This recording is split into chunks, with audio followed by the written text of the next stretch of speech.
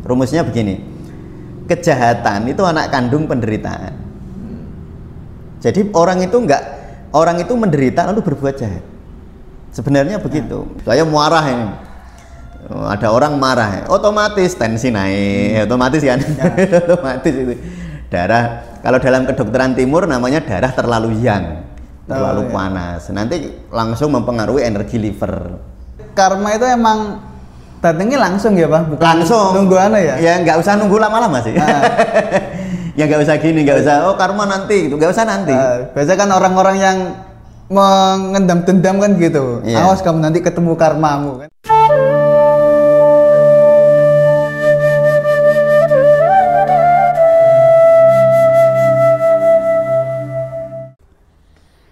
Assalamualaikum warahmatullahi wabarakatuh. Waalaikumsalam warahmatullahi wabarakatuh.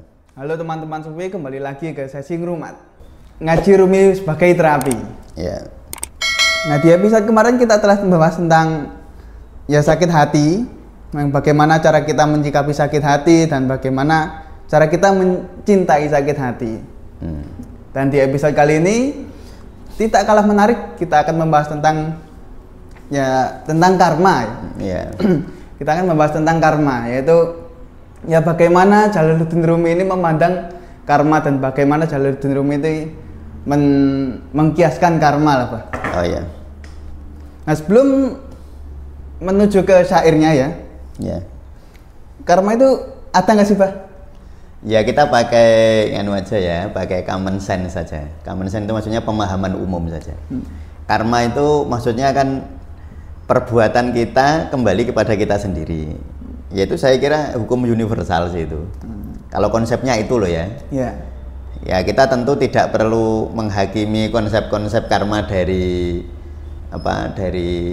kepercayaan tertentu. Ya itu tidak perlu kita menghakimi ke sana, tetapi konsep bahwa perbuatan itu kembali kepada yang berbuat atau orang menanam dia akan menuai, itu saya kira hukum universal kan.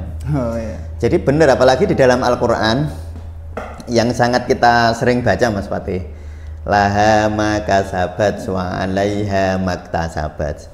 Kalau ada sesuatu yang baik ya karena usaha mereka, karena aktivitas mereka. Kalau ada sesuatu yang buruk ya karena mereka juga.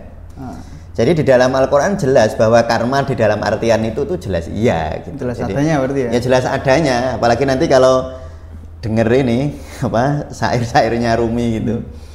Itu akan sangat indah bagaimana menggambarkan tentang karma ini. Jadi itu memang betul sekali bahwa karma itu ada dalam makna itu ya, dalam makna itu bahwa perbuatan kita akan kembali kepada diri kita sendiri. Sehingga nanti orang bertemu Allah itu kan tidak Mas Fatih, dia tidak bisa misalnya saya ini menderita karena orang lain gitu, nggak bisa dia. Atau saya ini bahagia karena orang lain juga nggak bisa. Bahwa penderitaan dan kebahagiaanmu ya laha makasabat wa 'alaiha maktasabat, itu karena apa yang engkau lakukan sendiri. Jadi bukan karena hal-hal atau faktor-faktor eksternal. Ya itu karma dalam makna itu saya kira sangat, dan itu hukum universal, dan itu bentuk keadilan Allah ya, bentuk keadilan Sang Maha Pencipta alam raya, biar kita semua ini berbuat baik itu ya sebenarnya bukan untuk orang gitu. Jadi kalau saya ini tersenyum kepada Mas Fatih, sebenarnya hakikatnya bukan untuk Mas Fatih ya, untuk diri saya sendiri. Jadi, misalnya saya ini tersenyum, orang kalau tersenyum ya artinya dengan senyum yang ridho, senyum yang ikhlas ya, hormon melatonin akan naik, hormon serotonin akan naik, hormon-hormon kebahagiaan akan naik, kekebalan tubuh akan meningkat. Ya jadi sehingga ketika saya senyum sama Mas Fatih, saya nggak terlalu berekspektasi Mas Fatih harus membalas senyuman saya. Karena sebenarnya senyum saya kepada orang lain, sebenarnya senyum saya kepada diri saya sendiri. Ya itu gitu Mas Fatih. Jadi karmanya memang ada ya. Dan ya emang itu timbul dari diri kita sendiri ya Pak ya? Ya betul.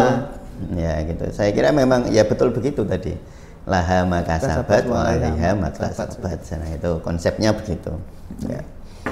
Oh iya teman-teman, sebelum saya bacakan tentang syair Rumi ini, kita mau berterima kasih terlebih dahulu Pak. Oh iya. Kita terima kasih kepada Ustadz Nur Jabir. Oh iya. Beliau ya yang menerjemahkan kitab Masnawi. Oh, iya, ini saya juga baca dari beliau. Walaupun ini beda Ya, beda ya tapi beda sama-sama. seri. Ya sama-sama tetap sama. terjemahan Ustadz Muhammad Nur Jabir. Semoga beliau diberi kebahagiaan Iya, selalu. amin. Ya, bagaimana manfaat kita membaca buku ini ya, membaca kitab-kitab ini, beliau juga mendapat berkahnya baik dari segi materi maupun non materi.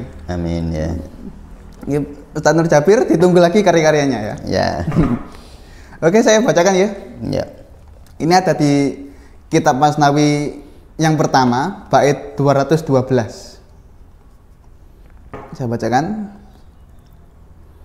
Apakah orang yang sengaja ingin menumpahkan darahku demi sesuatu, tak tahu bahwa dengan membunuhku, darahku tak akan pernah diam tanpa pembalasan.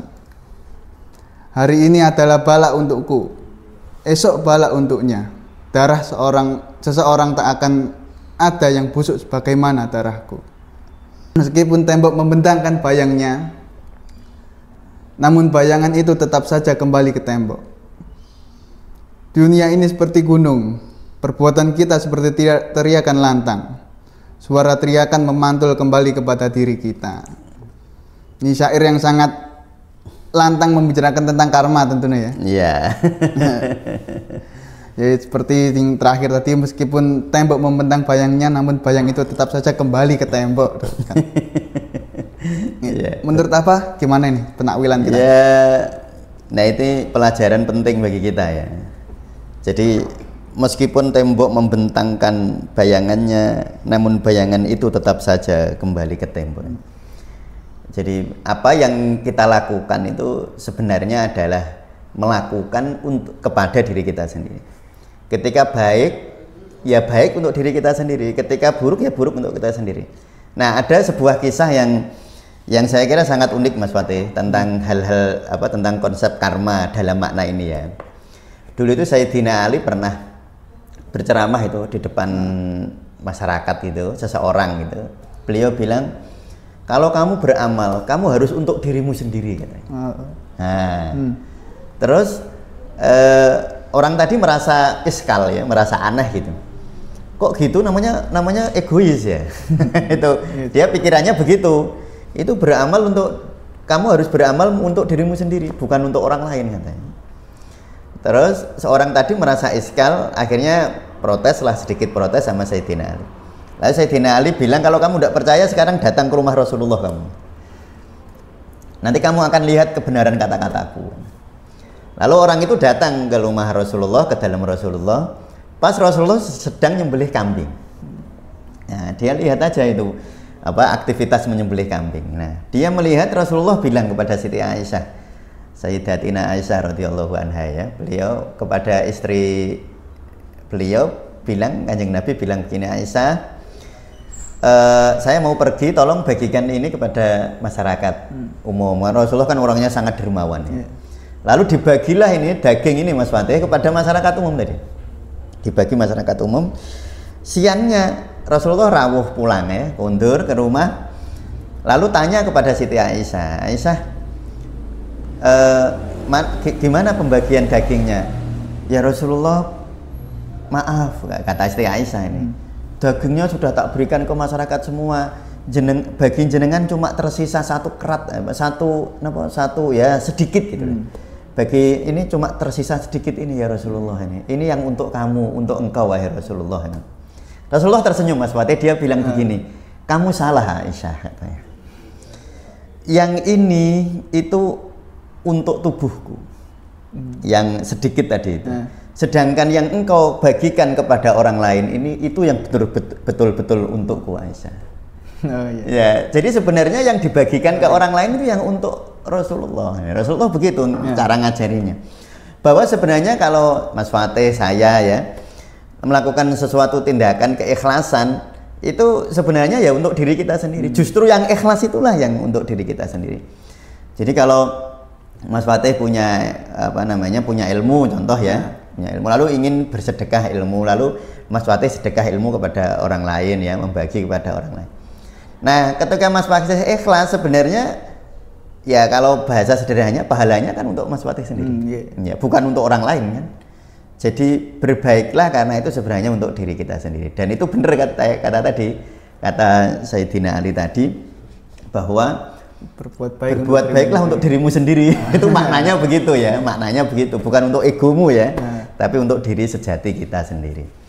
Nah, sehingga kalau kita lihat ini ya, kisah atau syair yang luar biasa ini kan mengkisahkan tentang zargar ya. Ini kan kata-kata zargar yang mau didolimi istilahnya ya, mau dibunuh itu. Lalu Zargar berkata, apakah orang yang sengaja ingin menumpahkan darahku demi sesuatu, tak tahu bahwa dengan membunuhku darahku tak akan pernah diam tanpa pembalasan. Ini kalau sesuai dengan hadis apa, alaika bidu'ail madlum, berhati-hatilah kamu dengan doa orang yang dizolimi. Jadi gini, kalau saya menzolimi orang, sepertinya yang sakit kan yang saya zolimi. Tapi bahayanya itu kepada yang menzolimi sebenarnya. Gitu. Iya, ya. Jadi kalau saya menzolimi Mas Fatih atau Mas Fatih menzolimi saya, misalnya Mas Fatih menzolimi saya, sebenarnya yang bahaya bukan saya, tetapi yang bahaya itu Mas Fatih sendiri. Kalau bahasa, sebenarnya kalau di bahasa kedokteran itu malah lebih jelas Mas Fatih. Gimana? Lebih jelas. Contoh ya, saya menzolimi orang. Kalau orang dolim kan hatinya nggak damai, kan nggak mungkin orang itu damai lalu menzolimi orang kan. Karena rumusnya itu begini loh Mas Fatih, ini rumus ya. Rumusnya begini, kejahatan itu anak kandung penderitaan. Jadi orang itu menderita lalu berbuat jahat. Sebenarnya begitu. Sehingga ketika saya ini marah ya sama Mas Fatih misalnya, ketika saya marah, di dalam tubuh saya itu langsung berubah kok. Darahnya itu berubah, darah itu. Jadi hormon kortisol naik. Ya, hormonnya hormonnya berubah. Nanti kekebalan tubuh menurun, natural killer akan tidak berfungsi. Natural killer itu sel-sel yang membunuh sel-sel kanker misalnya, itu natural killer namanya ya. Nah, jadi ketika orang itu menzolimi orang lain, entah dia mau atau enggak mau, entah dia suka atau enggak suka, dia menerima atau enggak menerima, tubuhnya rusak. Pasti begitu, itu hukum sudah. Ya coba ditahan penelitian, diteliti. Makanya banyak penelitian yang saya sering baca di jurnal-jurnal. Orang yang suka bersedekah atau orang yang ramah, suka dia sangat bahagia ketika berbuat baik kepada orang lain. Dia secara fisik relatif lebih sehat, relatif lebih sehat, relatif lebih panjang usia. Jadi itu tadi sebenarnya ini sudah hukum alam, nggak bisa ditolak seperti hukum alam ketika kita berada di bawah terik matahari panas itu otomatis kan Mas Fatih ya. Sampai pas di kutub utara dingin, itu hukum yang memang terjadi secara alamiah. Nah, sehingga begitu ketika seseorang berbuat zalim pada orang lain, dia nggak pernah hakikatnya ya. Hakikatnya dia itu nggak zalim pada orang. Zalim pada diri sendiri. Makanya Nabi Adam itu orang-orang soleh lah. Itu kan kalau berdoa Rabbana dzalamna anfusana wa illam taghfir lana wa tarhamna lanakunanna minal khasirin. Karena sebenarnya apapun kezolimanmu itu zolim pada diri kita sendiri sebenarnya itu. Ya kalau penjelasan ilmiahnya begitulah kira-kira. Saya marah ini, ada orang marah, otomatis tensi naik, otomatis kan, otomatis itu. Darah, kalau dalam kedokteran timur namanya darah terlalu yang, terlalu panas. Nanti langsung mempengaruhi energi liver. Nanti energi liver terpengaruhi, padahal nanti di liver ada glikogen, ada fungsi-fungsi emulsi lemak, nanti semua jadi kacau balau Mas. Jadi itu tadi bilang sama seperti yang dibilang ketika Sayyidina Ali, berbuatlah baik untuk dirimu sendiri. Ya gitu. Jadi ya karma itu emang datangnya langsung ya Pak? Bukan langsung. Nunggu ya? Ya nggak usah nunggu lama-lama sih. Ya nggak usah gini, nggak usah karma nanti gitu, nggak usah nanti. Biasa kan orang-orang yang mengendam dendam kan gitu. Awas kamu nanti ketemu karmamu kan biasa gitu. Ya mungkin juga itu bisa tidak ya, bisa artinya nanti itu bisa bisa. Tapi yang sekarang jelas ya. Tapi yang secara asli ya langsung datang. Ya langsung, karena itu langsung hukum itu langsung terjadi. Dari segi kesehatan kan sudah dijelasin tadi ya. Iya, dari sisi ilmu neuroimunologi ya begitu itu. Ya gitu. Nah. Jadi ya emang karma proses kehidupan ya ada dalam lingkaran karma tadi ya Pak? Ya betul. Jadi Setiap hari itu karma selalu selalu kan. Cuma sayangnya kan kita itu kadang-kadang melihatnya hanya dari sisi materi atau yang kelihatan itu loh Mas. Okay. Kan makanya banyak orang misalnya nyun sewu ya, ada yang konsultasi ke saya terus protes. Ustadz, saya ini sudah berbuat baik. Saya ini tapi orang lain tuh terus mendolimi saya. Tapi mengapa dia itu kok mobilnya lebih bagus dari saya, rumahnya lebih bagus dari saya? Apakah benar Allah itu kayaknya nggak adil gitu? Aja itu kayaknya nggak adil. Itu pertanyaan begitu sering disampaikan pada mereka yang merasa dizalimi itu. Ya karena melihatnya itu dari aspek lahiriah tentang sesuatu yang apa tadi kekayaan, kendaraan gitu. Sesuatu material ya. Sesuatu material. Tapi sebenarnya nggak hanya itu kan. Balasan itu bukan hanya soal-soal material. Jadi mungkin seseorang misalnya dia punya kendaraan bagus karena dia punya karma baik kan bisa. Jadi kan hubungan orang si A sama si B kan bukan hanya dengan si A dengan si B. Mungkin seandainya betul ya ceritanya ini, ceritanya klien saya itu. Seandainya betul ya mungkin si A ini dolim sama dia. Tapi mungkin si A pernah berbuat baik kan sama orang juga. Jadi kita nggak perlu gini, sebenarnya itu nggak perlu dibuktikan secara material begitu Mas. Itu sudah secara filosofis, secara logika udah bener.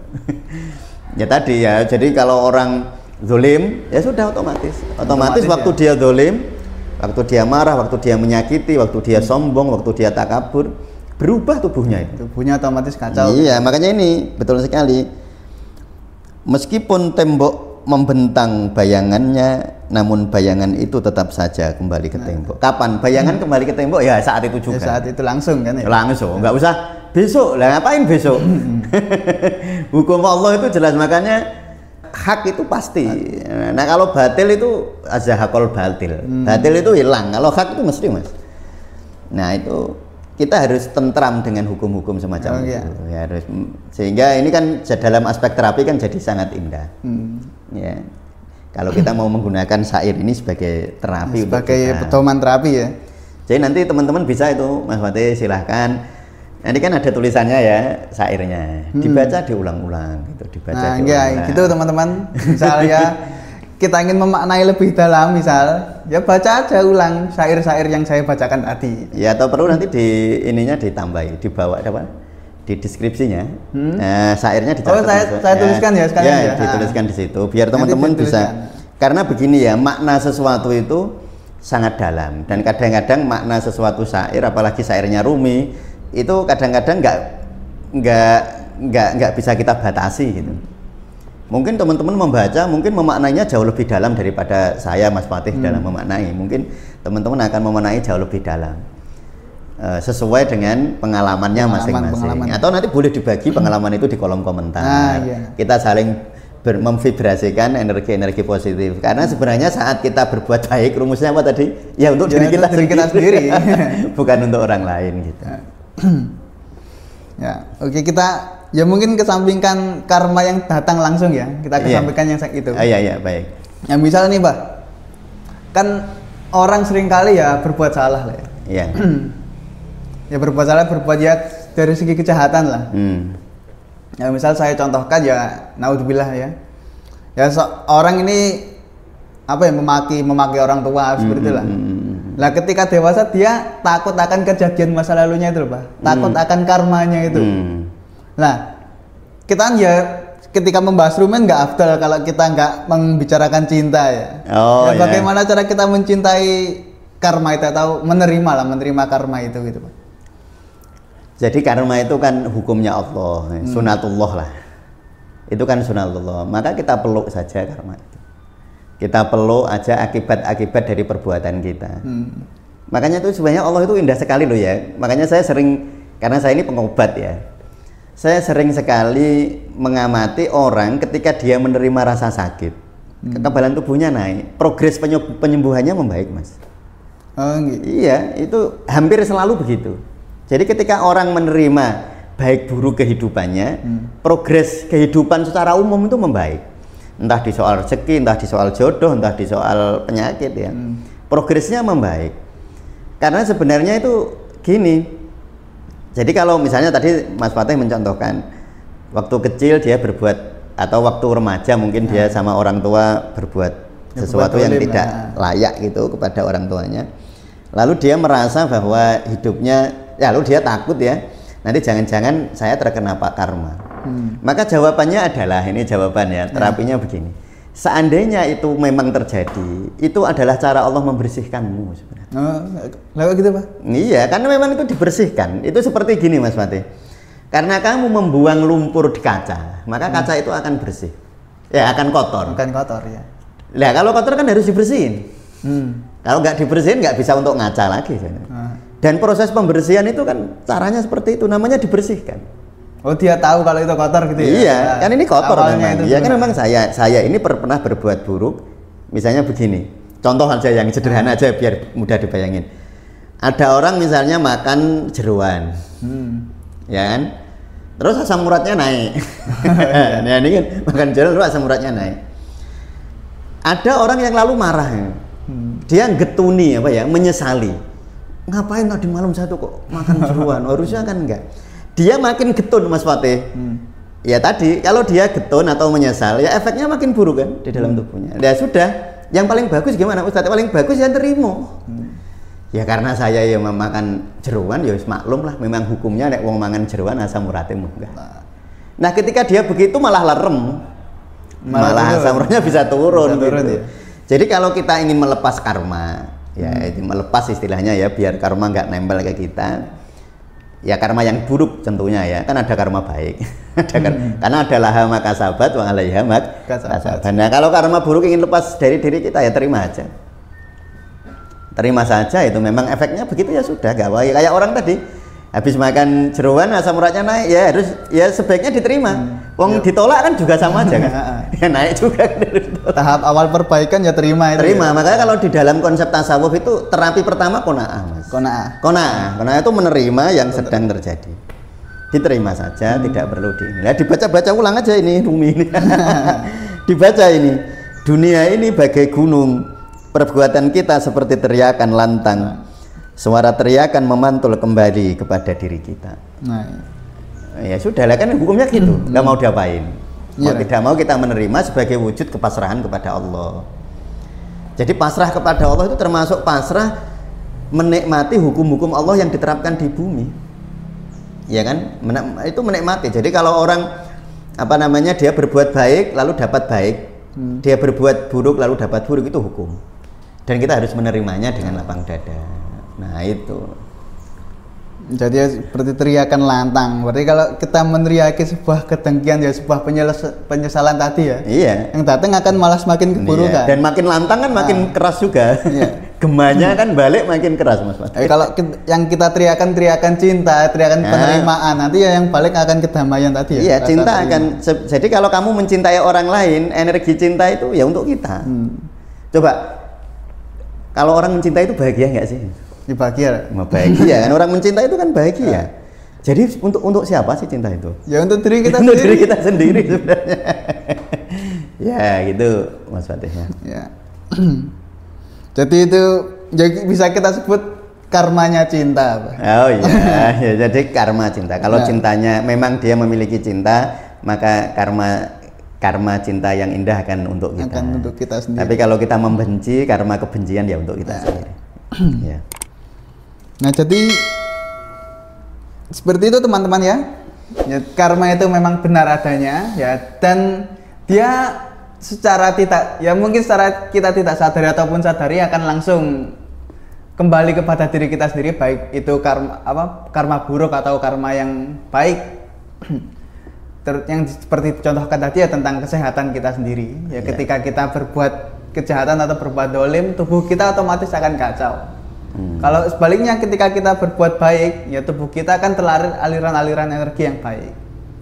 Dan bagaimana kita menyikapi karma-karma yang kita takuti di masa lalu, karma yang sudah kita lakukan ya, bukan karma tindakan yang kita lakukan dahulu-dahulu ya, kita menerimanya, kita mencintainya dulu ya, karena dengan kita ingat akan tindakan tersebut ya kita dari awal ya sudah menerapi diri kita sendiri ya Pak? Ya betul, ya saat menerima sudah nerapi diri kita sendiri. Nah kita sudah memperbaiki diri kita sendiri. Ya kita itulah terapi, ya terapi kalau kita sebut ya penyadaran tindakan ya, penyadaran perbuatan lah. Iya.